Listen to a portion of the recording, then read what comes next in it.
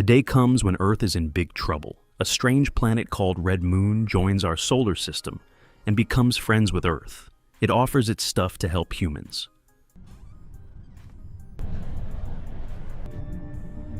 The story begins with a boy named Paul telling us about what might happen to Earth. He talks about a time when Earth has used up everything it has. Then, Red Moon appears in the sky. People start getting a special material called lumina from it, which gives energy. But one day, Red Moon's magnetic field blocks it, and it starts moving towards Earth. Only one astronaut is chosen to destroy the dangerous planet, but just before the mission, he goes missing. Now, grown up, Paul follows his own childhood voice and goes into the slums, where most people live now. He walks around the settlement for a while, seeing sad faces. People are suffering because it hasn't rained for almost 1,000 days. Suddenly, Paul spots two tough police officers with a robot swirling around them. He asks the first person he sees to help him find a taxi. The man takes him to his workshop and offers him an old car that floats using gravity.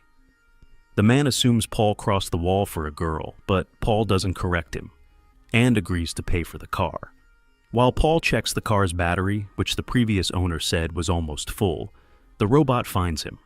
But before the police can catch him, Paul leaves. He drives through the empty desert, listening to the radio report about the astronaut who disappeared. In his mind, young Paul is told to find a forest shown in an old drawing. He doesn't know what's waiting for him there. Suddenly, his car breaks down, and he urgently needs a new battery. Out of nowhere, a robot shows up. Paul tries to shoot it with a pistol, but he's too shaky and misses. Then, he injects something into his wrist and manages to hit the robot with the next shot. Paul has to push his car to a shop in the middle of the desert, hearing ads about Lumina, which promises lots of energy for years to come. He passes by a man drinking and enters a small shop where he finds a teenage girl at the counter. Elma can order a battery, but it'll take a long time to arrive. Paul doesn't have a choice. On TV, he sees a report saying his brother Elliot has taken on the mission to destroy Red Moon because Paul escaped. The project was started by their dad, Henry, who owns Space Goods Corporation. Elliot's ship disappears after failing to get through the magnetic field. Feeling upset, Paul goes outside into the windy storm, remembering when his mom was dying. His dad brings them to say goodbye, and Paul runs out and gets struck by lightning. Paul wakes up in his car, feeling his hands shaking. But his childhood voice tells him not to take the medicine that helped last time, saying their dad is wrong. Meanwhile, Elma, wanting to forget about the storm, plays music and dances alone in her room. She then starts developing photos of her mother. Suddenly, she hears a TV reminder about the search for Paul, who managed to manually get through the Red Moon's magnetic field. Elma packs her things, but her dad stops her. Worried about the danger outside, two kids discover a capsule in the desert with Elliot inside, bloody but alive.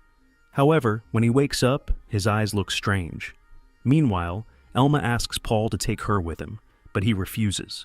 Elliot is examined, and it's found that the Red Moon's magnetic field changed his DNA, and something brought him back to life. Henry tries to cheer up his son, feeling responsible for the mission's failure.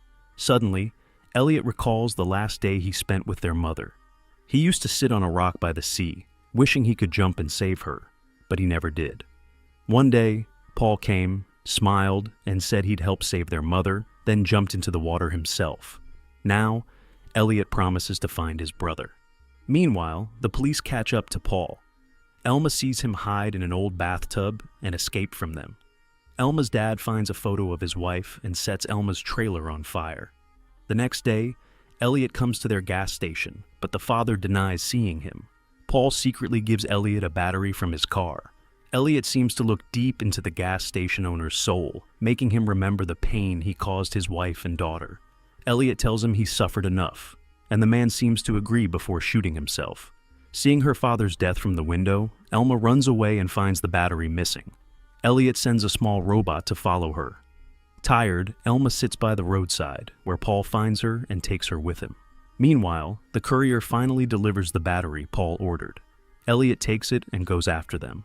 In the desert, Paul tries to leave Elma again, but she blackmails him into taking her by promising to help find the forest later.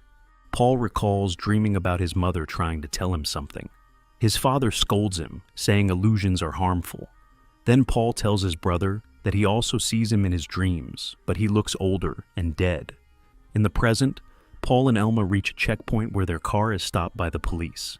Elma takes the wheel and they trick the guard into letting them pass. Later, they stop at a roadside cafe where Paul calls his father. He argues that destroying the Red Moon and sending his brother there were mistakes, as his brother died. Henry denies this, saying he only wanted to save his wife, but she wanted him to believe and not take action.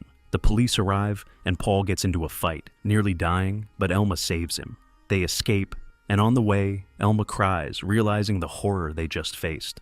Paul tells her about his childhood visions of the future with the Red Moon and mining lumina from it. He knew it was wrong, but couldn't explain why.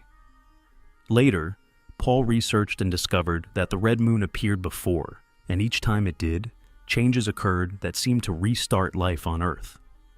Paul showed his research to his father, suggesting it's best to leave the Red Moon alone. In response, Henry ordered Paul to take medicine, but Paul refuses and throws away the syringe. He talks with Elma about the Red Moon, believing it reacts to human actions and responds to evil with evil.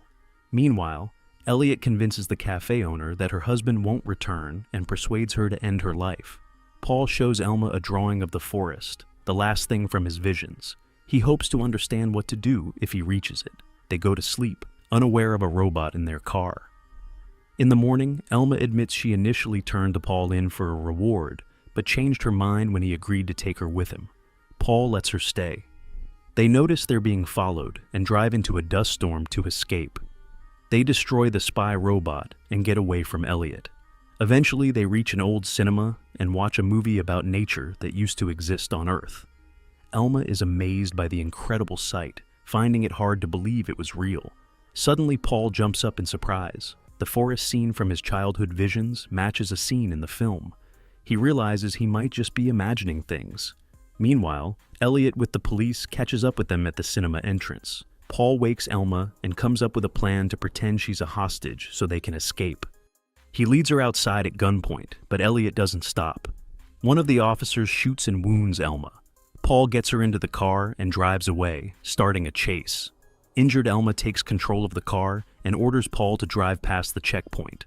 Elliot keeps chasing them, and the chase goes up into the clouds, but Paul crashes and the car falls. He sees Elma on the ground and Elliot standing over her, saying that Paul always talked about the Red Moon like a mother. The truth is, only Paul can destroy it, and Henry will make him do it. But if Paul wants to save Elma, he'll have to destroy himself.